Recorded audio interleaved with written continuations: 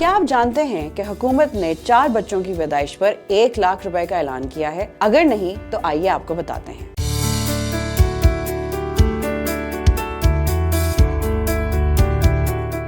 भारतीय रियासत मध्य प्रदेश के सरकारी बोर्ड के चेयरमैन पंडित विष्णु राजवेरिया ने ब्राह्मण बरादरी के जोड़ों को 4 बच्चे पैदा करने पर 1 लाख रुपए इनाम देने का ऐलान कर दिया। पंडित विष्णु राजवेरिया पर श्रोराम कल्याण बोर्ड के सदर हैं और रियासती काबीना में वजीर के ओहदे पर फाइज हैं। उन्होंने इंदौर में एक इज्तिमा से खिताब के दौरान कहा कि दूसरे मज़ाहिब के लोगों की आबादी तेजी से बढ़ रही है क्योंकि हमने अपने खानदानों पर कम तवज्जो देना शुरू कर दी है। उनका कहना था कि मुझे नौजवानों से बहुत उम्मीदें हैं क्योंकि हम बूढ़ों से ज्यादा तवक्को नहीं कर सकते, इसलिए नौजवान मुस्तकबिल की नस्ल की हिफाजत के जिम्मेदार हैं। नौजवान जब सेटल हो जाते हैं तो एक बच्चे के बाद रुक जाते हैं, जो बहुत बड़ा मसला है। राजवेरिया ने शादीशुदा जोड़ों से दरख्वास्त करते हुए कहा कि हर जोड़ा 4 बच्चे पैदा करे, जिस पर श्रोराम कल्याण बोर्ड उन्हें 1 लाख भारतीय रुपए इनाम देगा। उन्होंने यकीन दहानी कराई कि चाहे वो मुस्तकबिल में बोर्ड के सदर रहे या ना रहे, ऐसे जोड़ों को इनाम मिलता रहेगा। उन्होंने मजीद कहा कि नौजवानों का कहना है कि तालीम महंगी हो गई है, किसी न किसी तरह इसका इंतजाम करें, लेकिन बच्चों की तादाद में कमी ना होने दें, वरना गैर हिंदू हमारे मुल्क पर कब्जा कर लेंगे।